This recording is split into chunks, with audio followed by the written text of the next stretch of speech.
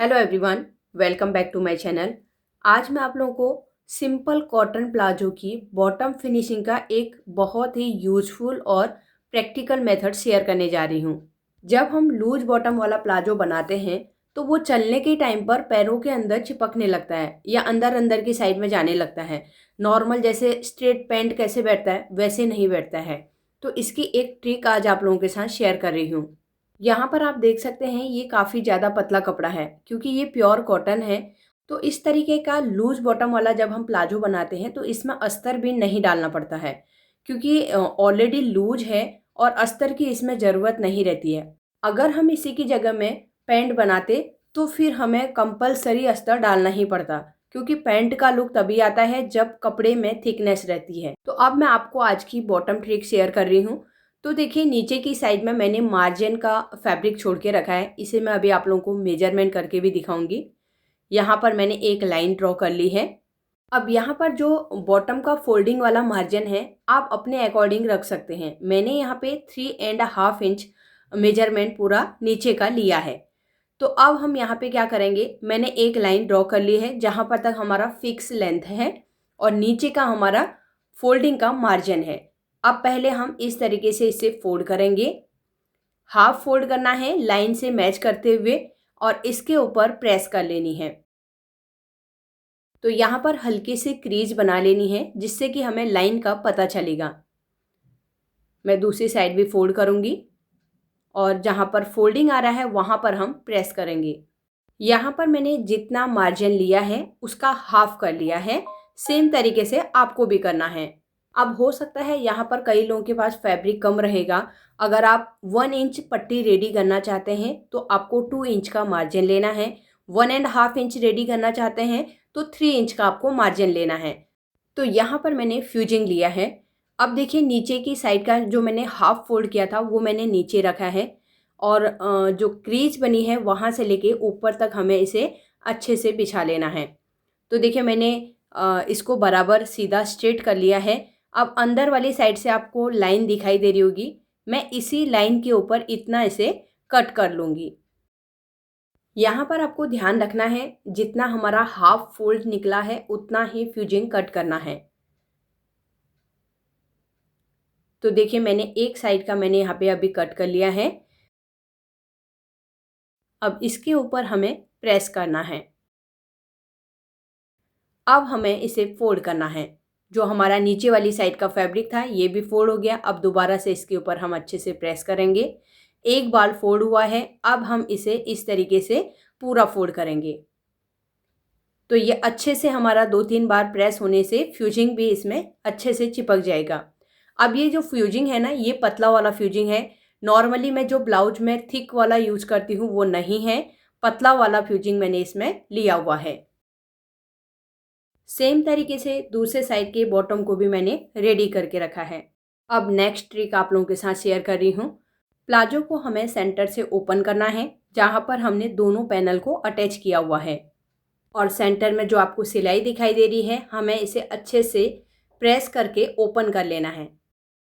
तो एक साइड मैंने प्रेस कर लिया है। अब मैं दूसरी साइड भी आपको प्रेस करके दिखा रही हूँ। यहाँ पर आपको ध्यान रखना है जो हमारा मार्जिन है वो एक ही साइड में रहना चाहिए और जो दोनों पैनल का जॉइंट है वहाँ पर हमें प्रेस करके अच्छे से ओपन कर लेना है।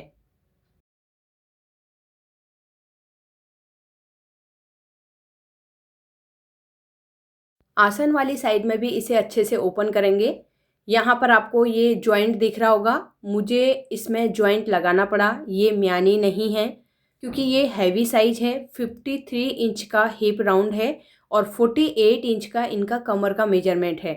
तो ये आज मैं कटिंग तो आप लोगों के साथ शेयर नहीं कर रही हूँ। अगर इनका कोई नेक्स्ट ड्रेस आया उसमें प्लाजो बनाना रहा तो मैं उसकी कटिंग और स्टिचिंग आप लोगों के साथ शेयर करूँगी। अभी वीडियोस बनाने के लिए बिल्कुल भी टाइम नहीं मिल पा रहा है। जैसे कि अभी आप लोगों को पता चल गया है मैंने राजा रानी का FDFC ज्वाइन किया हुआ है। इस बीच में प्रैक्टिकल एग्ज़ाम थे तो इसके लिए तो और भी ज़्यादा टाइम नहीं मिल पा रहा था।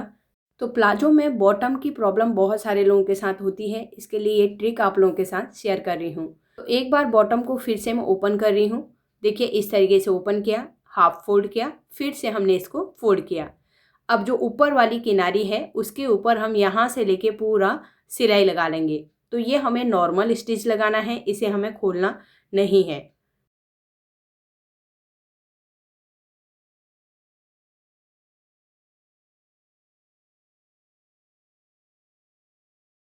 सेम तरीके से मैं दूसरे साइड के बॉटम में भी सिलाई लगा लूँगी।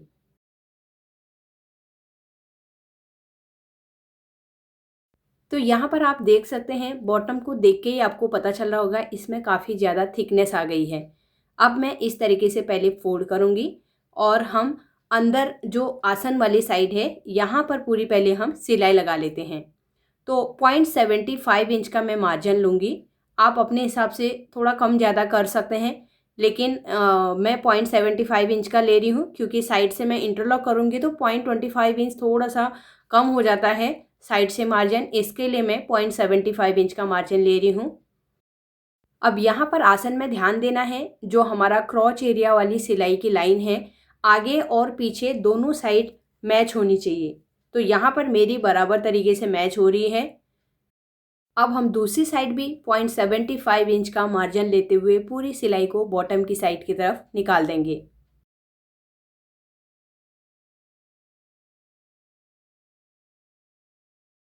यहाँ पर मैंने प्लाजो को कमर वाली साइड से बराबर तरीके से ओपन कर लिया है और एक साइड से हम यहाँ पर जो सिलाई का मार्जिन है उसे छोड़ देना है और जो आसन वाली सिलाई है वहाँ से 2.5 से 3 इंच बाहर की साइड में मेजरमेंट लेना है। तो जितना आपका मेजरमेंट आया उसका डबल कर लेना है। इसी में हमारा स्टिचिंग का मार्जिन रहेगा, वो आपको अलग से लेने की ज़रूरत नहीं है।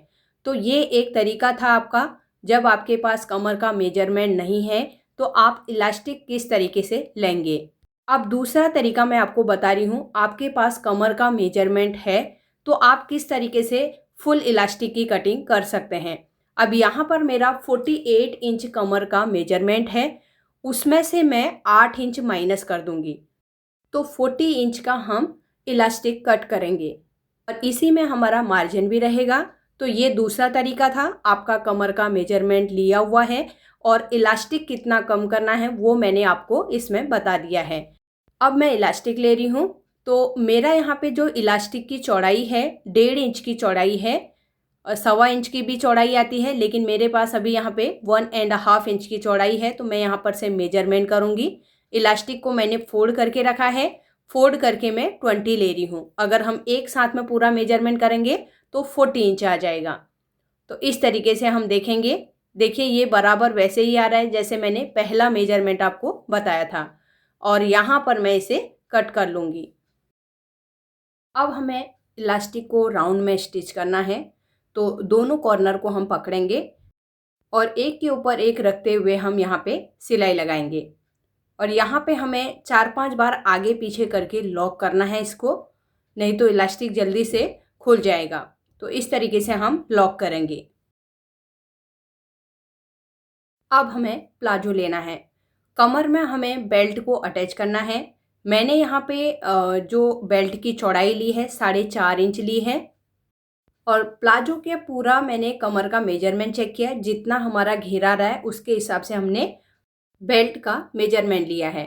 अब यहाँ पर मैं सेंटर में पहले जॉइंट लगा लूँगी, क्योंकि आज के मेजरमेंट के हिसाब से मेरे इसमें से बेल्ट का पूरा मेजरमेंट नहीं निकल पाया था, इसके लिए मुझे एक साइड में जॉइंट लगाना पड़ा।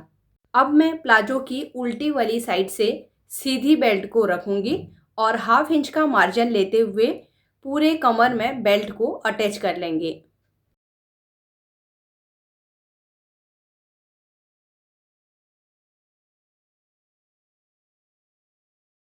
अब यहाँ पर लास्ट में हमें पहले मेजरमेंट करना है, जितना भी एक्स्ट्रा बेल्ट आ रही है उसे हम कटिंग करके निकाल देंगे।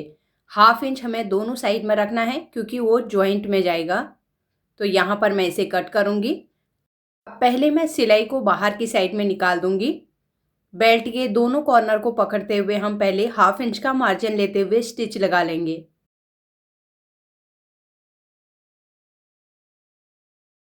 तो बेल्ट तो दोनों साइड से मैंने अटैच कर लिया है, जहाँ पर से सिलाई बाहर निकाली थी वहाँ पर से हम फिर से बेल्ट को अटैच कर लेंगे। तो ये मेरी पूरी बेल्ट अटैच हो गई है। अब इसके अंदर हम इलास्टिक डालेंगे। तो इस तरीके से पूरा इलास्टिक के अंदर से हमें प्लाजो की कमर वाली साइड को बाहर निकालना है। इलास्टिक को सेंटर में रखते हुए हम ऊपर की पट्टी का 1/2 इंच फोल्ड करेंगे और जो नीचे हमारा मार्जिन है उसे हम इलास्टिक वाली साइड की तरफ रखेंगे और किनारे में हमें सिलाई लगानी है। अब नीचे की जो सिलाई थी वो हमारी पट्टी के अंदर जानी चाहिए, वो बाहर की साइड में दिखाई नहीं देनी चाहिए। तो इसी तरीके से 1/2 इंच पहले पट्टी को हम फोल्ड करते रहेंगे और नीचे का मार्जिन अंदर की साइड में डालेंगे, पट्टी के किनारे में सिलाई लगाते रहेंगे। तो सेम तरीके से मैं पूरी बेल्ट को अटैच कर लूँगी। ध्यान इस चीज़ का रखना है, जब हम सिलाई लगा रहे हैं ऊपर से हम 1/2 इंच पट्टी को फोल्ड कर रहे हैं तो उन दोनों के बीच में हमारा इलास्टिक नहीं आना चाहिए। तो यहाँ पर मैं एंड में थोड़ा सा दूसरी साइड से चेंज करके लगा रही हूँ क्योंकि कपड़ा बहुत ज़्यादा एक साथ में इकट्ठा हो रहा है। तो पूरी बेल्ट को मैंने अटैच कर लिया है। इस तरीके से हमें इलास्टिक को खींचना है और चारों तरफ से कपड़े को बराबर कर लेना है। तो यहाँ पर देखिए मैंने बराबर कर लिया है। पहले इकट्ठा हो रहा था, अभी देखिए दूर दूर इसकी छोटी छोटी प्लेट आ रही हैं। तो एक बार मैंने यहाँ पे अच्छे से इसे प्रेस कर लिया है। वैसे मैं प्रेस थोड़ी देर में आप लोगों को करना दिखाऊंगी किस तरीके से प्रेस करना है। अब हमें इलास्टिक के सेंटर में एक सिलाई लगानी है जिससे कि हमारा इलास्टिक फोल्ड नहीं होगा और हम इलास्टिक को खींचेंगे तभी सिलाई लगानी है, खींचना है, सिलाई लगानी है। तो ये ठीक सेंटर में हम एक सिलाई लगा सकते हैं, एक सिलाई से ज़्यादा सिलाई लगाने की ज़रूरत नहीं है।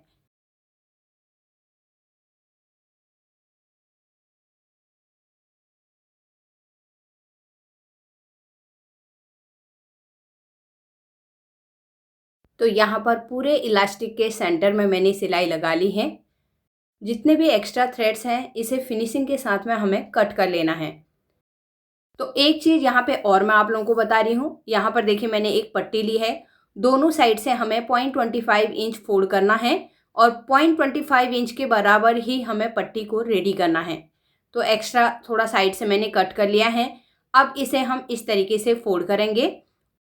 इसे हमें बैक साइड में अटैच करना है।